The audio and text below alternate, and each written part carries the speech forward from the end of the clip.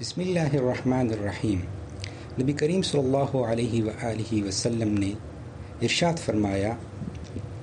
دو کلمے رحمان کو بہت محبوب ہیں، وہ زبان پر ہلکے ہیں مگر میزان عمل میں بہت وزنی ہیں، سبحان اللہ والحمد للہ ولا الہ الا اللہ واللہ اکبر۔ نبی کریم صلی اللہ علیہ وآلہ وسلم نے ارشاد فرمایا، لا حول ولا قوت الا باللہ، کثرت سے پڑھا کرو کیونکہ یہ کلمات جنت کے خزانوں میں سے ایک خزانہ ہے۔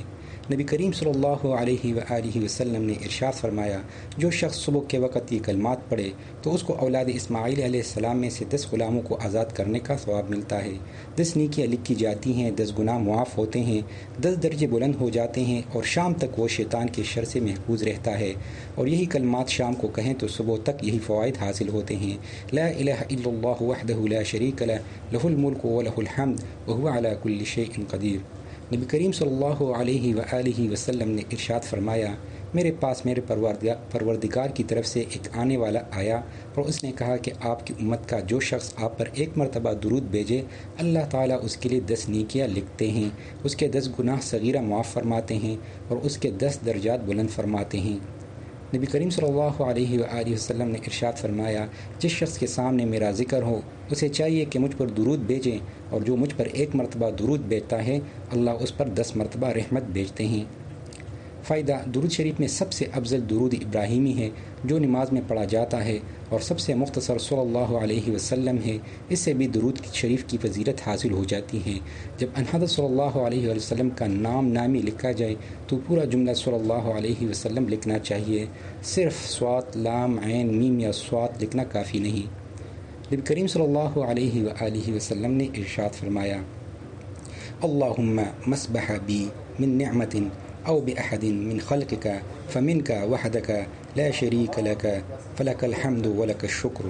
اے اللہ، مجھے آپ کی مخلوق کے کسی اور فرد کو جو بھی نعمت ملے وہ تنہا آپ کی طرف سے ہیں، آپ کا کوئی شریک نہیں، بس تعریف آپ ہی کی ہے اور شکر آپ ہی کا ہے۔ حضرت صلی اللہ علیہ وآلہ وسلم نے شکر کے یہ کلمات تلقین فرمائے اور فرمایا، جو شخص یہ کلمات صبح کے وقت کہے اس نے اپنے اس دن کا شکر ادا کیا، اور جو شخص یہ کلمات شام کے وقت کہے اس نے اپنی اس رات کا شکر ادا کر دیا۔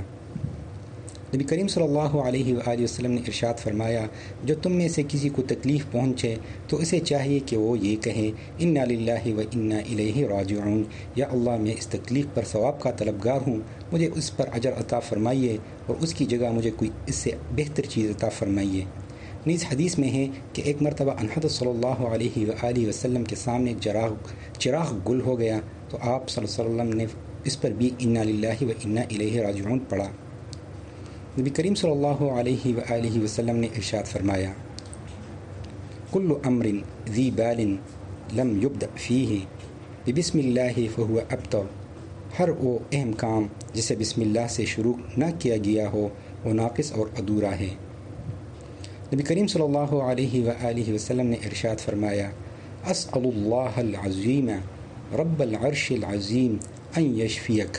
وہ اللہ جو خود عظیم ہیں اور عظیم عرش کا مالک ہیں، میں اس سے سوال کرتا ہوں کہ وہ تمہیں شفا عطا فرمائے۔ حضرت صلی اللہ علیہ وآلہ وسلم نے بیماری کی عیادت کے وقت 7 مرتبہ یہ دعا پڑھنے کی تلقین عطا فرمائی۔ آپ صلی اللہ علیہ وسلم نے ارشاد فرمایا کہ جس شخص کی موت کا وقت ہی آ چکا ہو اس کو اس کی دعا کی برکت کی سے اللہ تعالیٰ شفا عطا فرما دیتے ہیں۔ نبی کریم صلی اللہ علیہ وآلہ وسلم نے ارشاد فرمایا، جو شخص کسی جنازے پر نماز پڑھے اس کو 1 قیرات ملے گا، اور جو اس کے پیچھے جائے یہاں تک کہ اس کی تدفین مکمل ہو جائے تو اس کو 2 قیرات ملیں گے، جن میں سے ایک احد کے پہاڑ کے برابر ہوگا۔